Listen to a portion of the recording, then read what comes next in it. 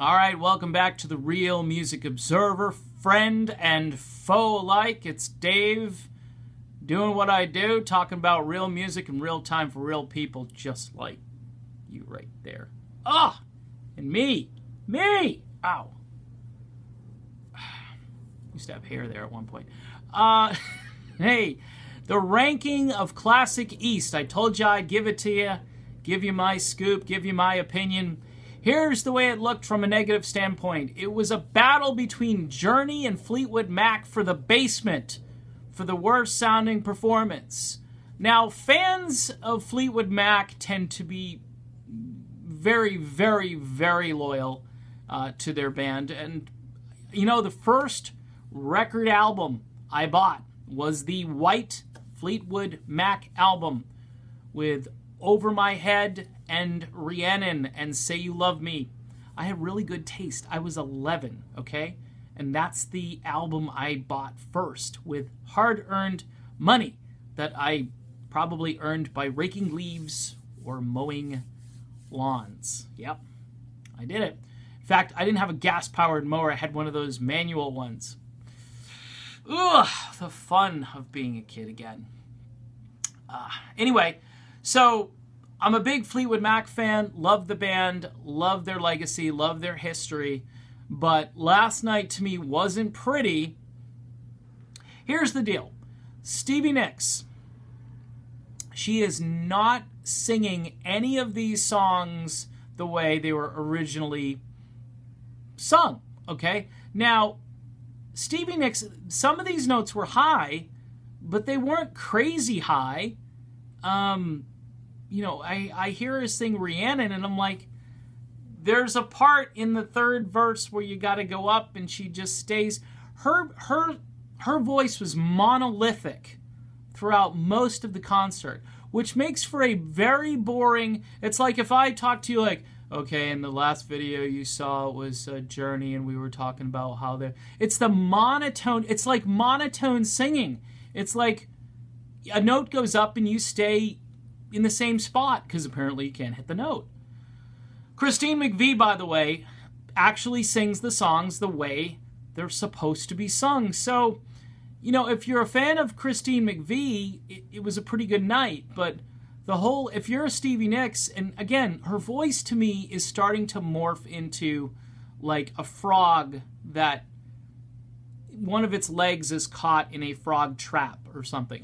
It's just, it's this, it's like she's the female Bob Dylan. Okay, when she was younger, she had a lot of that voice intonation, that sort of that raspy thing going on, but now it's because it's deepened, it's different. And the fact that she's not singing outside of this zone that's like here, I don't know. So Fleetwood Mac, unfortunately, does not finish dead last. They finished second to last. Let me give you the way I'm going to break this down. I'm going to say again, Earth, Wind, and Fire. And again, if you don't agree with me, you're not listening to the music. Earth, Wind, and Fire, by a mile, is the best band of the six. Every song they perform is like the entire world gets up and sings along with them. It just, the birds are chirping. There's more sunshine when EWF is on stage. They are some kind of cosmic force of energy and love and synchronicity and all this. They are just amazing. All of their singers, and by the way, they're faithful to the recordings. And even though they don't have their original guy, I think he passed, okay? They have, I know they have Phil Bailey still, who's, you know, if you don't know Philip Bailey, Easy Lover, Philip Bailey. Okay, so you might, you know, Phil Collins, Philip Bailey. He is, again, fantastic. His voice sounds great. And the rest of the guys that augment and sing along, and these songs are just, they're just gems. Every one of them, even if you don't like their music all that much, you got to admit they are the band on the stage to see. Of the six, they are number one. And number two, I think last time I said the Eagles were number two for Classic West. This time I'm going to switch it to the Doobie Brothers. The Doobs come in second place, and here's why. They sound fantastic. They're tight. Their sets are interesting. Clear as the driven snow. Does anybody not like a great deep cut from one of the great albums of all time, The Captain and Me? Just phenomenal. And they'll bring these out. I think they did Sweet Maxine on the West Coast. I don't know if they did it again, but their set was immaculate. And Pat Simmons can still sing. He sings in the right key. He doesn't have to step it down. Of course, his music is probably a little friendlier than my critique of Fleetwood Mac, but I'm loving Pat Simmons and Tom Johnson. And it's just they're just a perennial great band that people, you know, on the music scene, every year they go out and they tour with somebody. They're on tour with Chicago this year. Chicago, by the way, should have been invited to this classic East-West thing. They could have taken a number of bands' place, at least on one or two stages. Or add them to the bill. I mean, why not? They're just playing phenomenal out there on the road, and I've given them a lot of props and credit with individual videos I've done. Okay, so after the Doobies, it goes Earth, Wind & Fire, Doobie Brothers. Who's next on the list? Eagles. The Eagles, again, sounding good. I'm still not down with Vince Gill singing Heartache Tonight. Bob Seger did not make it to New York, so it was Vince Gill. It's a voice mismatch. Again, you've got Vince Gill and you've got Tim Schmidt, who basically sound like the same person. Okay? Again, bringing Vince Gill in, if you needed the extra guitar player, there's this guy Don Felder who's out there. I'm just saying, he's pretty good. You really don't need another voice to sound like Tim Schmidt. Okay? And why do you have him singing Lion Eyes? Or Take It to the Limit. Okay? Those are songs that weren't sung by Tim Schmidt. Okay? Randy Meisner was the guy who sang Take It to the Limit. I think Don Henley, actually, at Classic West, kind of blurted out, "This one's for you, Randy," while the song was being sung. Not sure if Randy heard that.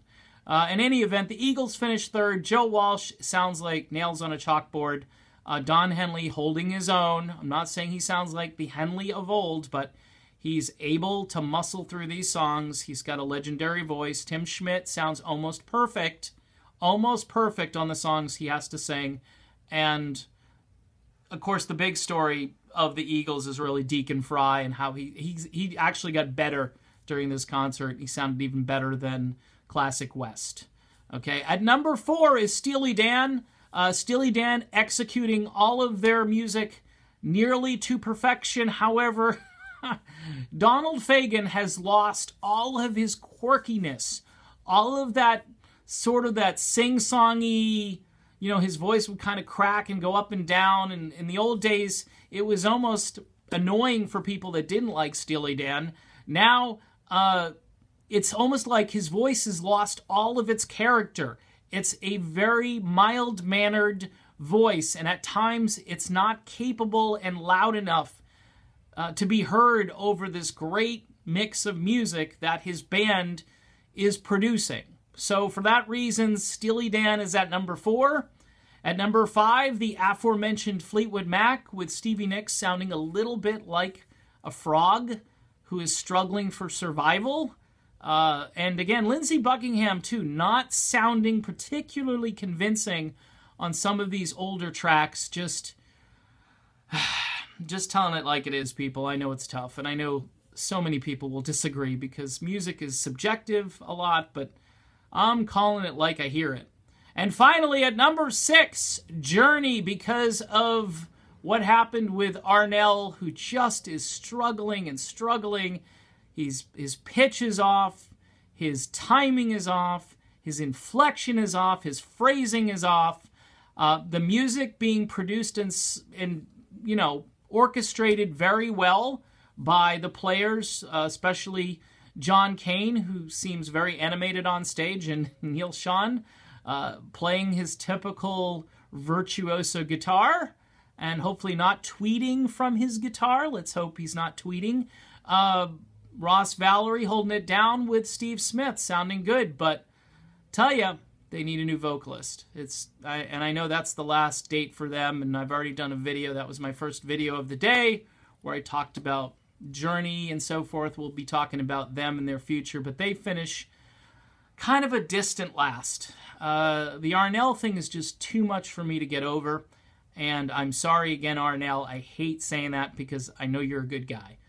So that's my wrap-up of Classic East. Feel free to disagree. I know I'm going to get blasted. It's always so much fun to see how much you're hated because you have an opinion. But I've got one, an opinion that is.